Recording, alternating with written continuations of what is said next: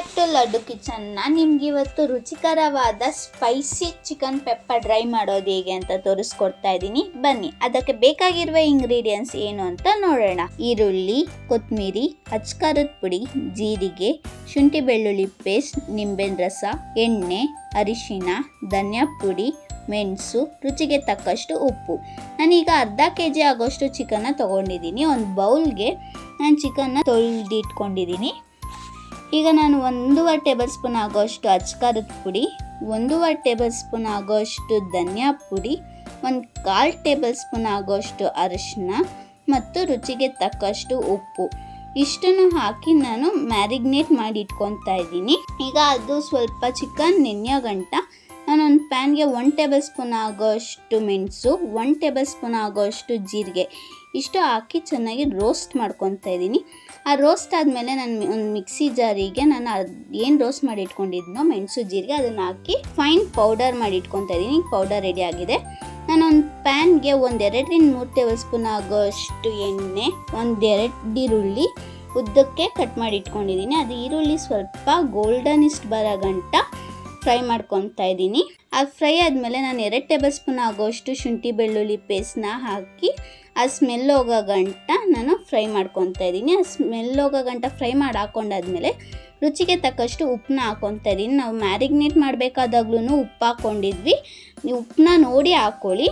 ಈಗ ನಾನು ಏನು ಚಿಕನ್ ಮ್ಯಾರಿನೇಟ್ ಮಾಡಿ ಇಟ್ಕೊಂಡಿದ್ನೋ ಆ ಚಿಕನ್ನ ಹಾಕಿ ನಾನು ಫ್ರೈ ಮಾಡ್ಕೊತಾ ಇದ್ದೀನಿ. ಅದು ಸ್ವಲ್ಪ ಹಸಿ ಸ್ಮೆಲ್ ಹೋಗೋ ಗಂಟ ನಾವು ಅದನ್ನು ಫ್ರೈ ಮಾಡ್ಕೊತಾ ಇದ್ದೀನಿ. ಇದು ನಾವು ಚಪಾತಿಗೆ, ದೋಸೆಗೆ ಈ ಥರದಕ್ಕೆಲ್ಲ ಮಾಡ್ಕೊಂಡು ತಿಂದರೆ ತುಂಬ ಚೆನ್ನಾಗಿರುತ್ತೆ. ಇವಾಗ ತಿಳಿ ಬೇಳೆ ಸಾಂಬಾರು, ರಸಮ್ಮು ಇದಕ್ಕೆಲ್ಲ ಸೈಡ್ ಡಿಶ್ ಆಗಿ ಮಾಡ್ಕೊಂಡ್ರೂ ತುಂಬ ಸ್ಪೈಸಿಯಾಗಿ ತುಂಬ ಚೆನ್ನಾಗಿರುತ್ತೆ. ಇದು ಒಂದು 15-20 ನಿಮಿಷ ಬೇಯಿಸ್ಕೊತಾ ಇದ್ದೀನಿ. ಅದು ಬೆಂದಾದ್ಮೇಲೆ ನೋಡಿ ಸೈಡ್ಸಲ್ಲೆಲ್ಲ ನೀರು ಥರ ಬರ್ತದೆ. ನಾನೊಂದು ಮೀಡಿಯಮ್ ಗ್ಲಾಸ್ ಆಗೋಷ್ಟು ನೀರನ್ನ ತೊಗೊಂಡಿದ್ದೀನಿ.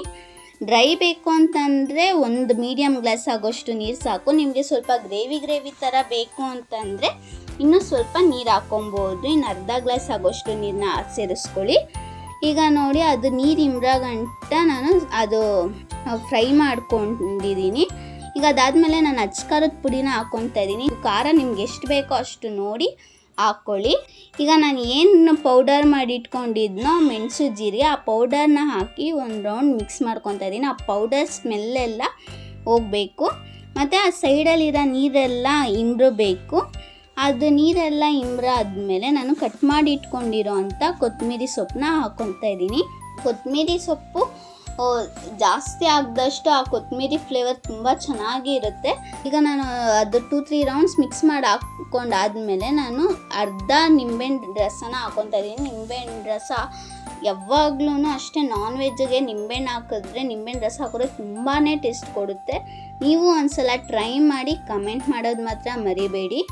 ನೋಡಿ, ರುಚಿಯಾದ ಚಿಕನ್ ಪೆಪ್ಪರ್ ಡ್ರೈ ರೆಡಿಯಾಗಿದೆ. Thank you for watching.